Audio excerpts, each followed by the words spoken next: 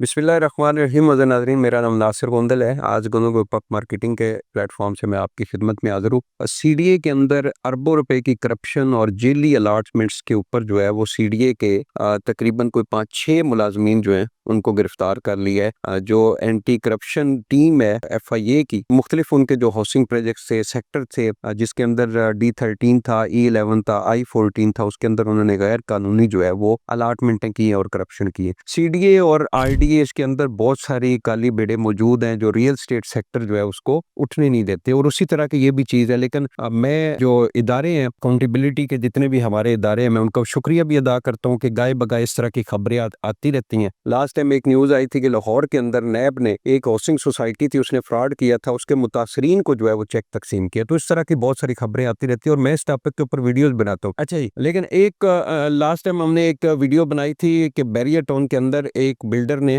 2-3 plots लेके उसके ऊपर फ्रॉड किया और लोगों को झांसा दिया कि जी हम लोग आपको प्रॉफिट देंगे, शॉप बेचेंगे, आपका फौरी रेंट आना शुरू होगा। तो लालची लोगों ने उसके अंदर इन्वेस्टमेंट की और 1.5 अरब रुपया लेके वो बंदा भाग गया। मैंने वो किया, उसके अंदर मैंने बिल्डर का नाम नहीं लिया था। तो बहुत सारे नीचे कमेंट्स के अंदर ना लोग मेरी क्लास ले रहे थे कि भाई साहब आपने नाम क्यों नहीं बताया। भाई खुदा के लिए, भाई आप इतने ताके तो नहीं हो सोशल मीडिया के ऊपर, जाओ भाई देख लो कि बैरियर टाउन के अंदर किस किस बिल्डर ने या बाकी पाकिस्तान के अंदर कौन कौन बिल्डर क्या फ्रॉड कर रहा है। तो मुझे मेहरबानी शफकत करें, मैं इतना भी दिलेर या इतना भी मुजाहिद बंदा नहीं हूँ कि मैं हर माफिया के साथ पंगा लूं, हर बंदे का नाम ले लेके, और जिस तरह ये बाकी जो हमारे न्यूज चैनल होते हैं वो वाला सिस्टम नहीं है। मैं अपनी रियल स्टेट सेक्टर के अंदर जो मेरे पास इंफॉर्मेशन होती है, एक्सपीरियंस होता है, वो आपके साथ शेयर करता हूँ, और उसी एक्सपीरियंस में ये चीज शामिल है कि मैं आपको फ्रॉड की जो किस्में है वो आप तक शेयर करूं ताकि आप लोग उससे बच सको। बाकी ये मेरा काम नहीं है कि मैं किसी को पर्सनली जो है नाम लेके, किसी हाउसिंग सोसाइटी का नाम लेके जो है मैं उसको बात करूं और कल को जो है वो पता चले कि वो मेरे खिलाफ ही हो गए। आप लोग तो जितने मुजाहिद हो मुझे पता है, मैंने हाउसिंग सोसाइटीज की वीडियोस बनाई हैं। मैंने आप तमाम दोस्त साहब को मशवरा दिया था कि नैब के ऑफिस में जाके एप्लीकेशन दे। मुझे पता चला कि 30 बंदे भी जो है नैब के ऑफिस में नहीं गए। सोशल मीडिया के ऊपर आप 30,000 लोग जो है वो रोना रो रहे होते हो कि जी हमारे साथ फ्रॉड हो गया, पाकिस्तान के अंदर ये हो गया वो हो गया। तो मेरी ये जहाज जो है ये सारे मिल के करेंगे, अकेले मैंने नहीं करना। मेरा काम है रियल स्टेट सेक्टर के अंदर जो 2 नंबरियां हो रही हैं, जो फ्रॉड हो रहा है, वो आप तक शेयर करूं और कुछ तरीके के साथ शेयर करूं, और आगे आप समझदार हैं। जो बंदा करोड़ों के अंदर प्रॉपर्टी सेक्टर के अंदर इन्वेस्टमेंट करता हुआ है वो अनपढ़ जाहिल तो नहीं है भाई, वो पढ़ा लिखा बंदा है, समझदार है, उसके पास करोड़ों रुपए है। आपको खुद ही जो है बाकी तहकीक आपने खुद करनी होती है। तो इसी तरह हाउसिंग सोसाइटीज के अंदर भी लोगों ने जो फ्रॉड की है, इदारे जो है बिल्कुल पीछे पड़े हुए हैं। लेकिन खुदारा आपके साथ अगर फ्रॉड हुआ है तो आप कुछ कोशिश तो करें। ये पार्क व्यू सिटी की मैनेजमेंट है, उन्होंने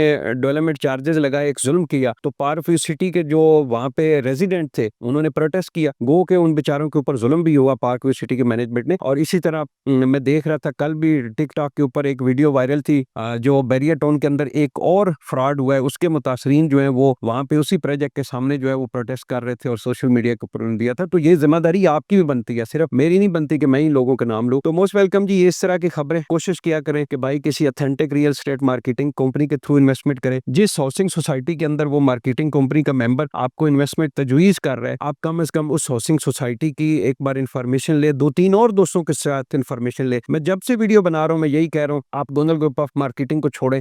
जरूरी नहीं कि आप मेरे थ्रू इन्वेस्टमेंट करें, लेकिन आप कम से कम 3-4 जो रिलायबल रियल स्टेट एक्सपर्ट है उनके साथ लाजमी मशवरा करके कहीं भी इन्वेस्टमेंट कर लें। आप मेरी वीडियो से जो आपको इन्फॉर्मेशन मिलती है, आपका अच्छा करीबी ईमानदार जो रियल स्टेट एडवाइजर है जिसके ऊपर आपका ट्रस्ट है, इन्वेस्टमेंट उसके थ्रू कर ले। लेकिन इन्फॉर्मेशन जो है वो कम से कम 3-4 जो आपके जराए हैं उनसे लाजमी किया करें। तो अल्लाह पाक से दुआ है जी, अल्लाह पाक आपको आइंदा नुकसान से बचाए। और जो पुराना नुकसान है, ये देखें ये जिंदगी है, इसके अंदर नफा नुकसान चीजें चलती रहनी है। आपका अगर एक नुकसान हुआ है तो अल्लाह पाक हो सकता है कहीं 10 जगह से आपको जो है वो प्रॉफिट दे। और जिन लोगों ने नुकसान किया है इन लोगों की भी कोई गारंटी नहीं है कि ये पैसा इनके पास रहेगा। जलालत इनका मुकद्दर बनेगी और ये जलील होंगे, इस दुनिया के अंदर भी जलील होंगे, आखिरत के अंदर तो अल्लाह पाक का एक अपना निजाम है वो करेगा। बहुत बहुत शुक्रिया।